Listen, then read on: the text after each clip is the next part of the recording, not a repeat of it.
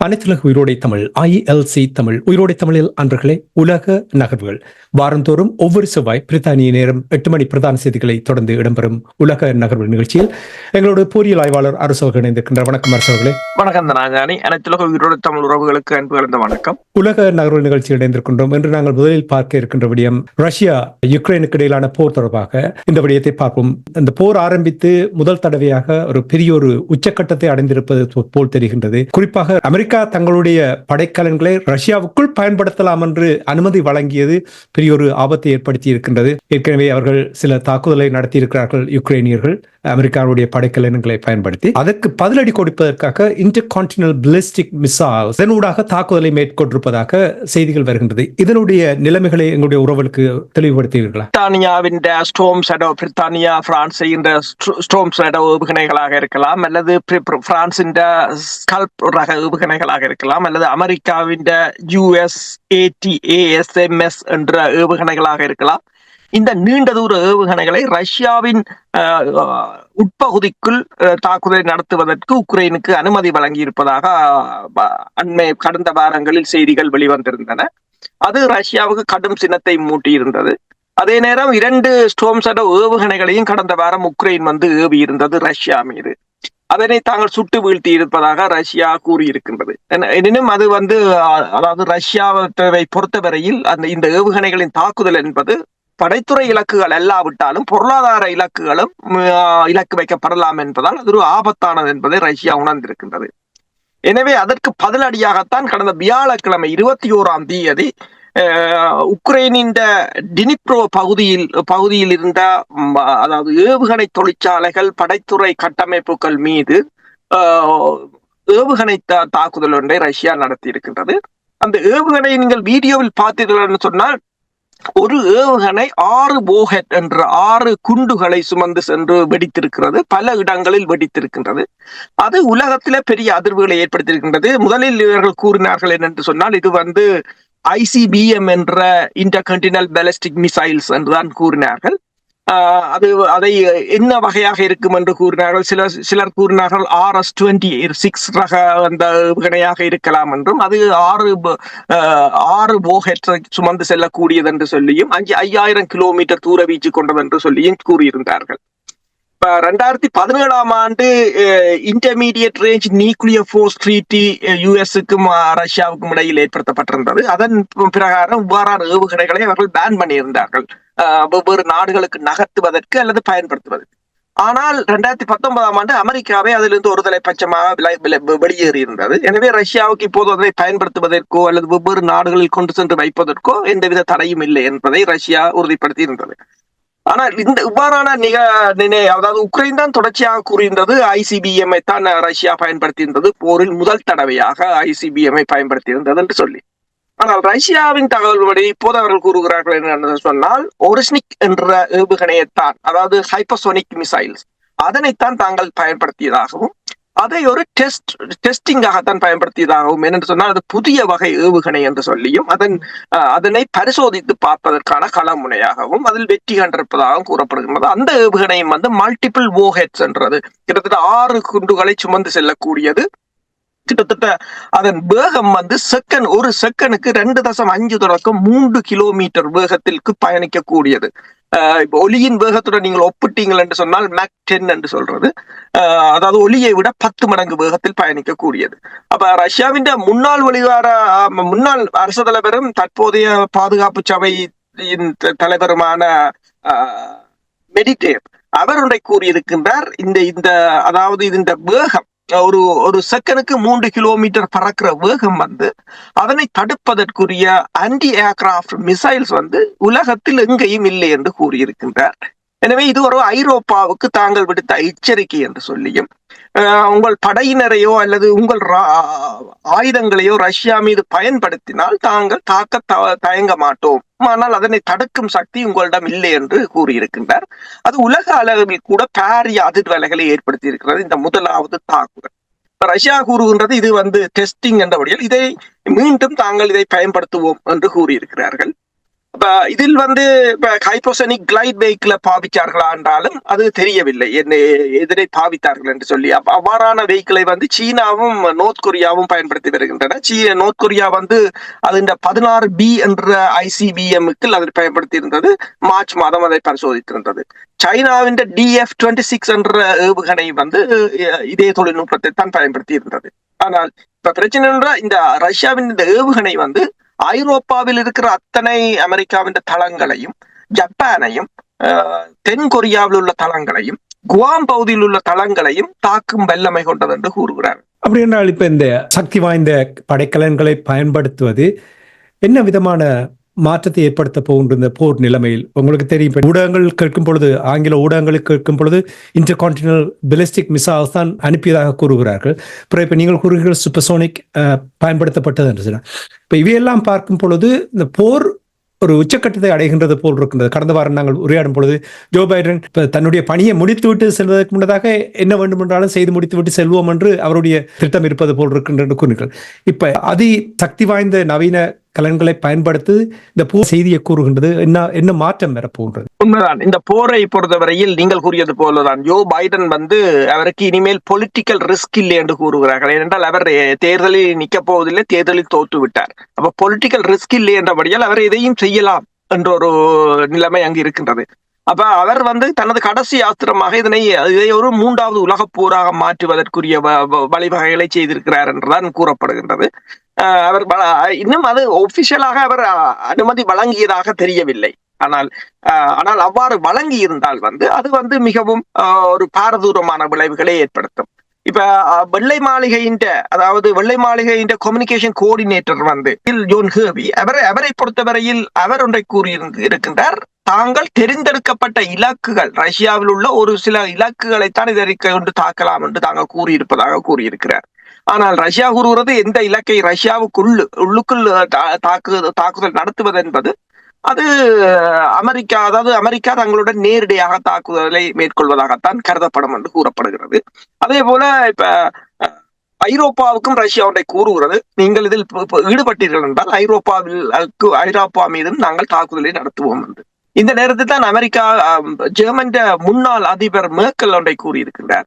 பேச்சுக்கள் மூலம்தான் இதனை தீர்க்க முடியும். ரஷ்யாவின் அணுவாயுதம் தொடர்பாக தான் அந்த ஐரோப்பா அச்சமடைந்த நிலையில் இருக்கின்றது, அது நியாயமானது என்றுதான் அவர் கூறியிருக்கின்றார்.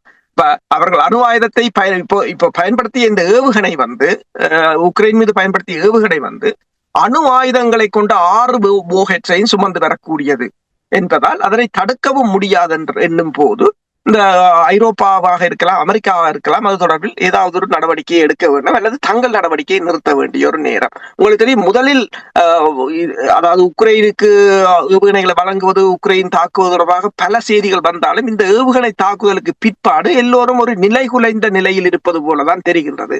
அப்ப இப்போது செலன்ஸ்கி அவர்கள் கூறுகிறார் என்னென்றால் ரஷ்யா உக்ரைனை தனது ஏவுகணைகளை பரிசோதனை செய்யும் ஒரு களமாக பயன்படுத்துகிறது என்று கூறியிருக்கிறார். அது பூட்டின் அவர்கள் நேரடியாக சொல்லிவிட்டு தானே செய்கின்றார், அதுல எந்த ஒரு பிரச்சனையும் இல்லை. ஆனால் இப்ப நீங்கள் கூறிய விடயங்களை பார்க்கும் பொழுது பிரித்தானியா, அமெரிக்கா தன்னுடைய படைக்கலன்களை, நவீன சக்தி வாய்ந்த படைக்கலன்களை ரஷ்யாவுக்கு பயன்படுத்த அனுமதி கொடுத்ததுக்கு ஒரு முக்கிய காரணம் என்னவென்று சொன்னால், நோர்த் கொரியா அங்கே ரஷ்யாவுக்காக போர்க்களத்தில் நிற்பதை குற்றம் சாட்டியிருக்கிறார்கள். இது ஒரு தண்டனையாகத்தான் இதை கூறியது போல் சில செய்திகள் கேட்டிருந்தேன். அப்படி என்றால் இப்ப பிரித்தானியா ராணுவம் ஒருவரை யுக்ரைனில் வைத்து போராடி கொண்டிருந்த பொழுது பிடித்திருக்கிறார்கள். அப்ப பிரித்தானியாவுடைய ராணுவத்தினரும் அங்கே போராடி கொண்டிருக்கிறார்களா? ஏற்கனவே உண்மைதான். இப்ப ரஷ்யாவின் கணக்கின்படி ஏறத்தாழ 10,000க்கும் மேற்பட்ட வெளிநாட்டு படையினர் இருக்கிறார்கள். அதில் கூடுதலாக ஐரோப்பிய ஒன்றிய நாடுகள், பிரித்தானியா, அமெரிக்காவை மற்றது கனடாவை சேர்ந்தவர்கள் என்றுதான் கூறுகிறார்கள். அதில் கிட்டத்தட்ட 3,500 பேருக்கு மேல் இறந்திருக்கிறார்கள் இதுவரை. நீங்கள் கூறியது போல அதுவும் ரஷ்யாவின் உட்பகுதியில், கர்க்ஸ் பகுதியில் வைத்துத்தான் அந்த பிரித்தானியா ராணுவத்தினரை ரஷ்யா கைது செய்திருக்கின்றது. அப்ப பிரித்தானியாவாக இருக்கலாம், பிரான்ஸாக இருக்கலாம், எல்லோருடைய படையினரும் அங்கு இருக்கிறார்கள். இப்ப இவர்கள் வடகொரியா படையினரை ரஷ்யா கொண்டு வருகிறது என்று மட்டும் கூற முடியாது என்று சொன்னால், அது உக்ரைனின் சமரில் கூட மேற்குலக நாடுகளின் ஆயுதங்கள் தாராளமாக போகின்றது. மேற்குலக நாடுகளின் படைத்துறை பயிற்சியாளர்கள் அங்கு இருக்கிறார்கள், உதவியாளர்கள் இருக்கிறார்கள். அது மட்டுமல்லாது மெர்சனரிஸ் என்று சொல்லி அவர்களுடைய படையினரும் அங்கு இருக்கிறார்கள். இப்போது மேற்குலக ஊடகங்கள் ஒன்றை கூறுகிறது, ரஷ்யா வந்து ஏமனின் கூதிஸ் படையினரையும் தனக்கான படையினருக்கான ஆழ்திரட்டல்களை குதிஸ் படையினரை கொண்டும் மேற்கொண்டு வருவதாக கூறப்படுகின்றது.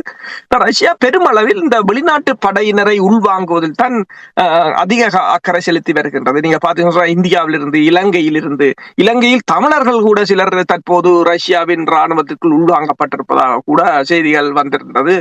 அவர்கள் அந்த அதாவது ஏஜென்சிகளால் ஏமாற்றப்பட்டு அங்கு கொண்டு செல்லப்பட்டதாக கூறப்படுகிறது.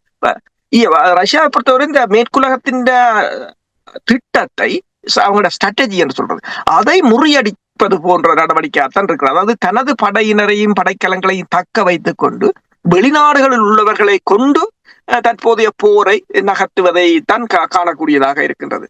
மேற்குலகத்துடைய திட்டத்தை உடைப்பதற்கு இவர்கள் செயல்படுகிறார்கள் என்று சொன்னால், அப்படி என்றால் ரஷ்யா தன்னுடைய பாதுகாப்பு சபையின் தலைவரை ஆப்கானிஸ்தானுக்கு அனுப்பியிருக்கிறது. இப்ப போர் விரிவடைகின்றது தெளிவாக தெரிகிறது. பிரித்தானியா, அமெரிக்கா, ஐரோப்பிய ஒன்றிய நாடுகள் இவர்களுடைய ஈடுபாடு, நார்த் கொரியா அங்கே வந்து போராடுவதும், ஐரோப்பிய ஒன்றியத்தில் இருக்கின்றவர்களும் அங்கே ரஷ்யா களத்தில் இருப்ப விடயங்களை நீங்கள் கூறும்பொழுது, என்ன காரணத்துக்காக ரஷ்யா தன்னுடைய பாதுகாப்பு சபை தலைவரை ஆப்கானிஸ்தானுக்கு அனுப்பியிருக்கிறார்? அதாவது இப்போது நாங்கள் அடிக்கடி கூறுவது போல அணிகளை சேர்த்து கொண்டிருக்கிறார்கள். இப்போது ஆப்கானிஸ்தானுக்கும் ரஷ்யாவுக்கும் இடையிலான ஒரு படைத்துறை, பொருளாதார, அரசியல் கூட்டமைப்பு ஒன்று உருவாக போகிறது என்று கூறுகிறார்கள். பாதுகாப்பு சபையின் தலைவர் சொய்கு வந்து அங்கு சென்றிருக்கின்றார், தலிபான்களுடன் பேச்சுக்களை மேற்கொண்டிருக்கின்றார். அதை கூறுகிறார்கள் மிலிட்டரி கோஆபரேஷன் என்று சொல்லி, மிலிட்டரி பொலிட்டிக்கல் ஸ்ட்ராட்டஜிக் கோஆபரேஷன் என்று அதனை கூறுகிறார்கள். அதன் அடிப்படையில் இப்போது ரஷ்யா வந்து தலிபான்களை பயங்கரவாதிகள் என்ற பட்டியலில் இருந்து அகற்றுவதற்கும், அவர்களுடனான வர்த்தகத்தை ஆரம்பிப்பதற்கும், அவர்களுக்கான உணவு எரிபொருள் விநியோகத்தை அல்லது உணவு எரிபொருள் வர்த்தகத்தை ஆரம்பிப்பதற்கும் ஆன முயற்சிகளை ரஷ்யா மேற்கொண்டிருக்கின்றதாக தெரிகிறது. சில சமயங்களில் ஆப்கானிஸ்தானில் இருந்தும் படையினரை அவர்கள் திரட்டப் போகிறார்களோ என்ற ஒரு கேள்வியும் இருக்கின்றது. ஏமனில் கூதிஸ் படையினர் அங்கும் ரஷ்ய அதிகாரிகள் சென்றிருக்கிறார்கள். கூதிஸ் அமைப்பினருக்கு ஒரு புறமாக ஆயுத விநியோகத்தை ரஷ்யா மேற்கொள்வதாக மேற்குலக ஊடகங்கள் சுட்டிக்காட்டி இருக்கின்றன. அதே சமயம் கூதிஸ் அமைப்பினரிடம் அதுக்கு பதிலீடாக கூதிஸ் அமைப்பினரிடம் இருக்கின்ற படையினரை ரஷ்யா இந்த உக்ரைன் களமுனைக்கு கொண்டு செல்ல போகிறது என்று கூறப்படுகிறது. நடக்கும் சம்பவங்களை பார்த்தால் ஒரு போர் உக்கிரமடைய போகின்றது. அதாவது ரஷ்யாவும் இதனை எதிர்கொண்டு இந்த உக்ரைன் போரை முடித்து விடுவதற்கான ஒரு நடவடிக்கைகளில் ஈடுபடுவது போலதான் இதனை பார்க்கும்போது தெரிகின்றது. இரு தரப்பும் புதிய ஆயுதங்களையும் தயார் செய்து கொண்டிருக்கின்ற அதே சமயம் படை தரப்பையும் அவர்கள் வெவ்வேறு நாடுகளில் இருந்து உள்வாங்கி பலப்படுத்திக் கொண்டு வருகிறார்கள். இப்ப ஸ்டாமர் இங்க பிரித்தானியா பிரதமரும் பிரான்சின் பிரசிடென்ட் மேக்ரோனும் வந்து பேசி இருக்கிறார்களாம் அங்கு, அதாவது உக்ரைனுக்கு பிரித்தானியா பிரான்ஸ் படையினரை அனுப்புவதற்கு. அப்ப இது தொடர்பில் இத்தாலியின் வெளிவார அமைச்சர் கொண்டே கூறியிருக்கிறார், தாங்கள் இத்தாலி வந்து துருப்பை அனுப்பாது, ஆனால் ரஷ்யாவில் வடகொரிய படையினர், குதிஸ் அமைப்பினர், ஈரான் படையினர் இருப்பதெல்லாம் தங்களுக்கு தெரியும். இருந்த போதும் இத்தாலி வந்து இந்த அங்கு துருப்புகளை அனுப்பாது என்று கூறியிருக்கிறார்கள். அதே சமயம் பிரித்தானியா வந்து இந்த வாரம் கூட 1 டசனுக்கு மேற்பட்ட ஸ்டோம் ஷேடோ ஏவுகணைகளை அனுப்பி இருக்கிறது. போது இந்த 2 மாதங்கள் இருக்கின்றது ட்ரம்ப் பதவி ஏற்பதற்கு. அதற்கு முன்னர் ஏதாவது ஒரு விதத்தில் இந்த போரை மேலும் ஒரு எஸ்கலேட் பண்ணுவதற்கான நடவடிக்கையாகத்தான் இதனை நீங்கள் பார்க்கலாம். இன்னொரு குற்றச்சாட்டு வைக்கப்படுகின்றது. செய்மதி படங்களை பார்க்கும் பொழுது ரஷ்யா கிட்டத்தட்ட 1 மில்லியன் பேரல் எண்ணெய் நார்த் கொரியாவுக்கு வழங்கி இருப்பதாக கூறப்படுகின்றது. இது தொடர்பாக ஏனென்றால் இப்போது இவர்கள் இந்த சாங்ஷன் ஒன்றும் வேலை செய்வதில்லை, யாரும் அதனை மதிப்பதும் இல்லை. அந்த நிலையில் ரஷ்யா தொடர்ச்சியாக நார்த் கொரியாவுக்கு எண்ணெய்களையும் வழங்கி கொண்டிருக்கிறது, உணவுப் பொருட்களையும் வழங்கி கொண்டிருக்கின்றது. அதற்கு பதிலீடாக நார்த் கொரியா வந்து ரஷ்யாவுக்குரிய எறிகணைகளை 152 மில்லிமீட்டர் எறிகணைகளை பெருமளவில் வழங்கி கொண்டிருக்கின்றது. எத்தனையோ ஆயிரம் கண்டெய்னர்ஸ்களில் ஆயுதங்களும் எறிகணைகளும் ஏவுகணைகளும் வடகொரியாவிலிருந்து ரஷ்யாவுக்கு அனுப்பப்பட்டதாக கூறப்படுகின்றது. அதற்கு பதிலாகத்தான் ரஷ்ய அதிபர் கூட இந்த வருடம் வடகொரியாவுக்கு சென்றிருந்தார். வடகொரியா அதிபருக்கு தனது ஆடம்பர காரையும் பரிசளித்திருந்தார். அதே போல வடகொரியாவின் செய்மதி தொழில்நுட்பத்துக்கான உதவிகளை வழங்கியிருந்தார். முதலில் வடகொரியா உளவு செய்மதியை விண்ணுக்கு அனுப்புவதற்கு ரஷ்யா தன்னாலான உதவிகளையும் செய்திருந்தது. இது இரண்டு நாடுகளுக்கும் இடையிலான கோஆபரேஷன்.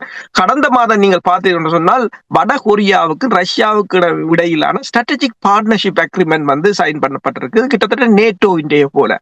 அதாவது ஒரு நாட்டின் மீது வேறு நாடுகள் படையெடுத்தால் இந்த இரண்டு நாடுகளும் அவர்களுக்கு உதவ வேண்டும். உதாரணமாக வடகொரியாவை யாரும் தாக்கினால் ரஷ்யா உதவிக்கு போக வேண்டும். ரஷ்யாவை யாரும் தாக்கினால் வடகொரியா உதவிக்கு போக வேண்டும்.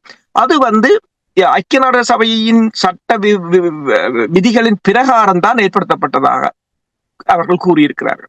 அணு ஆயுதம் பயன்படுத்துவதற்கு வாய்ப்பு இருக்கிறதா? இப்ப நீங்க இன்டர்கான்டினல் பாலிஸ்டிக் மிசைல்ஸ் தொடர்பு அந்த தாக்குதல் தொடர்பாக கூறும்பொழுது அணு ஆயுதத்தை காவி செல்லக்கூடிய நிறைய வசதி இருக்கின்றது.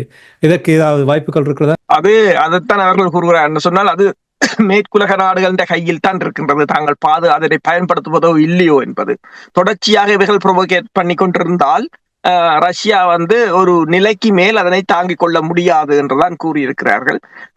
ஐரோப்பாவும் அதனைத்தான் ஐரோப்பா இப்போது ஒன்றை ஃபீல் பண்ணுகிறது என்று சொன்னால் தான் இந்த போருக்குள் தனித்து விட போவதாகவும் தான் ரஷ்யாவிடம் அதாவது ரஷ்யாவை தனியாக எதிர்கொள்ளக்கூடிய நிலையிலும் ஐரோப்பிய ஒன்றியம் இல்லை.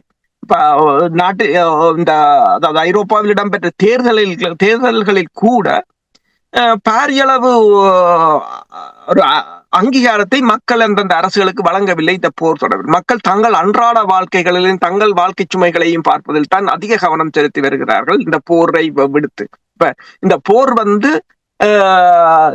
அந்த அரசியல்வாதிகளால் முன்னெடுக்கப்படுமாக இருந்தால் தவறுதலான வழிநடத்தல்களில், ஆனால் அது அணுவாயுத தாக்குதலை எதிர்கொள்ள வேண்டிய நிலை ஏற்பட்டாலும் நாங்கள் அதை மறப்பதற்கு இல்லை. இன்றைய உலக நகர்வுகள் நிகழ்ச்சியில் இணைந்து யுக்ரைன் ரஷ்யாவுக்கு இடையிலான போர் தொடர்பான விடயங்களை உயிரோடை தமிழ் உறவுகளுக்கு எடுத்து வந்தமைக்காக உயிரோடை தமிழ் அன்பர்கள் சார்பாக நன்றியை கூறிக்கொண்டு மீண்டும் இன்னொரு நிகழ்ச்சியில் இணைந்திருப்போம். அதுவரைக்கும் நன்றி, வணக்கம் அரசு அவர்களே. நன்றி, வணக்கம்.